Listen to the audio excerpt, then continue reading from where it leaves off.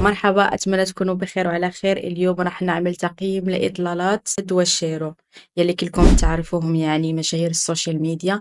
راح نقيم إطلالاتهم، راح نعطيهم كم من 10. عملوها في بيت شيرو، يعني بيت نارين، بيت العيلة. عملوها على الضيق، يعني ما فيش ناس كتير، بس الأصحاب والأهل والأحباب هنين اللي كانوا. يعني كانت حنة على الخفيف، يعني ليلة حنة على الخفيف. ويوم السبت راح يكون العرس. تنسوا اللايك والشير والسبسكرايب إذا حبيتوا يعني. يلا نبلش. وأول واحدة معانا هي نارين. راح نشوف الريل يلي عملته بالإنستا. دخلة حلوة، بس نفس الشكل تبع الفستان يلي بآخر حفلة كانت حضرت لها هي وعيلتها لصاحبتها. بظن إنه هذا زي كردي. نارين عاملة جدولات بشعرها. بدي شي يوم نارين تفاجئني وتلبس شي يعني اللي يقول عليه واو. يعني مثل الطفلة الصغيرة، أي شي بتلبسه خلاص بتطلع وهيك بتضل ترقص مع الناس وخلاص. يعني انتي بتكوني نارين بيوتي، يعني لازم تكشخي كشخات حلوين، تلبسي شي حلو. يعني مو نفس الستايل، يعني هذيك المرة لبستي نفس اللبسة هي على شكل أحمر، وهلأ لبستيها أخضر. يعني الشعر اعمليه بالصالون، الميك اب عملته لنفسه اعمليه بالصالون، البسي شي يعني هيك حلو. يعني دايما هي بتهمل نفسها. ومن زمان أنا كنت عم تابع نارين، في الأول كانت كتير بتظبط نفسها قبل الخطوبة. مين بيتفق معي؟ يعني قبل الخطوبة كانت بتظبط نفسها كتير منيح، يعني رايحة على الصالون كل يوم. كانت يعني بتهتم بأدق التفاصيل. هلأ ده رأيي وبيحترم، بس أنا بقول يعني كفان إلى من زمان إنه لازم تهتم بحالها شوي، يعني لازم تكشخ شوي. يعني مو مثل سيدرا أختها، يعني بتهتم بأدق التفاصيل وبتزبط بحالها. يعني بس أنا بظن إنه ما لابق لجسمك. آم، لونه حلو، عم تلبسي دايما نفس التصميم، يعني نفس التصميم عم تلبسه دايما. لازم إنها يتغير شوي. بنيجي لملكة الحفلة بيسان.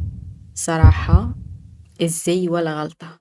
نارين بالستوري تبع سناب شات قالت إنه إما يلي اشترت هذا الفستان لبيسان. شوف كيف ام نارين عندها ذوق. الصراحة أنا لما شفت الفستان كتير عجبني. شوي وراح أقول إنه بيسان هي العروس. ما بعرف إنه هي بكل حفلة بتكون متقصدة إنه تعمل شي خارج عن المألوف، أو إنه تزبط بحالها كتير.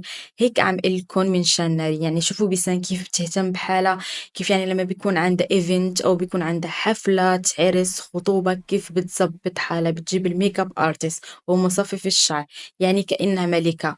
لأ نارين، بكرة عندنا حفلة أوكي، بنعمل جدولة وننام فيها، بنصحى بنفكها، بنعمل شوية شسوار، بنعمل ميك اب لحالنا، خلاص نحنا جاهزين.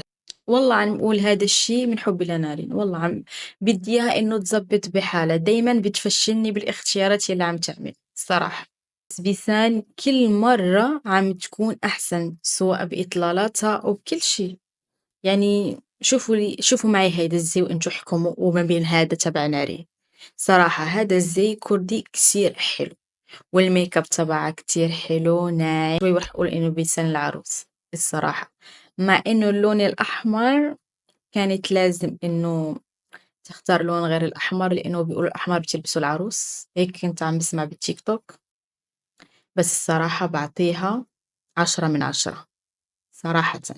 مع إنه أنا ماني فان لبيسان، بس صراحة دائمًا بتكون هيك مضبطة حالها على سنجة 10، متل ما عم يقولوا المصريين، على سنجة 10. وهون باعتقد إنه هاي البنت بتكون بتيجي هون شي لعيلة شيرو، إيه بتقربها شي لنارين. صراحة فستانها حلو، اللون تبع الفستان لابق لها كتير، الميك اب ناعم حلو، شعرها طويل ما شاء الله. صراحة بعطيها 8 من 10، لأنه البنت كتير حلوة ما شاء الله. والميك اب الفستان كل شي لابق لها، يعني 8 من 10. بيوتي صراحة. شيرين ما بتلاحظوا إنه في وشها في شي تغير، كأنه عملت بوتوكس هيك. أظن إنه هيك. أوكي، أول شي بريل الدخلة حلوة، الميك اب سيمبل حلو، رغم إنه هي عملته لنفسها. وإجني أورنج، هي عاملة لبس أورنج. صراحة ما توقعت إنه تلبس هيدا اللون، بس يعني حلو حلو.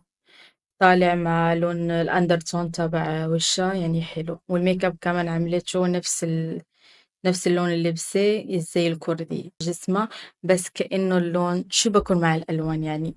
بالله عليكم يعني لما اخترتي اللون هذا اللون البرتقالي يعني في شو كنت عم تفكري؟ بس قولي لي في شو كنت عم تفكري؟ يعني مبين كأنه معجوق مبين. المهم راح أعطيكي 4 من 10. يعني هو ناري صحيح ما عجبني بس بيبين إنه هادي. أوكي بس بفستان شيرين يعني بيبين كتير تفاصيل كتير فصل الفستان كتير معجوق صراحة. قولوا لي رأيكم بالتعليقات. هون بنيجي لجيهان. جيهان والسوار. السوار هو اللي بيكون زوجها صح. جيهان الصراحة الميك اب حلو الانستعان في ميك اب ارتست ومثل نارين اللي عم تعملي الميك اب لحالها كأنه هي ميك اب ارتست. مهم بشوف انه حلو الميك اب تبعها. الشعر كمان حلو الانستعان مصفف شعر مو عملته لحالها بالبيت لانه هي حفلة مو كل يوم راح تكون حفلة حنة يعني لازم نظبط حالنا. وهون بنيجي لأخت شهد. الصراحة الميك اب ولا غلطة. كلين جير. الميك اب كتير حلو عجبني. أم، اللبسة أردنية حلوة يعني سامبل هيك سودا فيها طرازات حمر. صراحة عجبتني كتير حلو وعجبتني وهاي البنت كتير هادية وبتحسها هيك صراحة حلوة بعطيها 7 من 10. وهون بنيجي لسيدرا بيوتي عن جد الفستان كتير حلو. في اللي بيقول انه تو ماتش لحفل الحنة بس الشكل كتير لابق لا الميك اب لانه استعانت بميك اب ارتست كتير عرفت انه تشتغل بوشها عرفت انه تبرز الملامح تبعها. الميك اب ولا غلطة. الشهد والشيرو بنقول لهم ألف مبروك ويا رب يتمم لكم على خير. شيرو لبس مثل يلي كانوا بيلبسوه بباب الحارة. أعتقد إنه زي أردني منو كرتي. بس إذا كنت غلطة لا صححوا لي هذا الشي بالتعليقات بس يعني لا بيقولوا حلو يعني هذا زي تقليدي تبعهم. لبستها بسيطة وحلوة وأظن إنه هذا زي أردني يلي لابسته. يس أظن إنه هذا زي أردني. الصراحة كتير حلو. كتير حلو عليها وعلى جسمها ولابق لجسمها. وين العروس شو ما لبست هي بتضل العروس. بس بعتقد إنه هي لازم تلبس الأحمر. بتحسوا إنه الكل فرحان لشهد وشيرو يعني ما في واحد جاي اللي ينمم أو لا هيك الكل بيرقص والكل مبسوط يعني هن اختاروا الأشخاص الصح صراحة مو بس جايين ناس يصوروا هيك. وحتى الزينة يلي وراهم كتير حلوة أظن إنه هذا الزينة تبع الأردنيين صراحة حلوة وسيمبل. بعطيهم هن الاتنين 10 من 10 أكيد هن العرسان.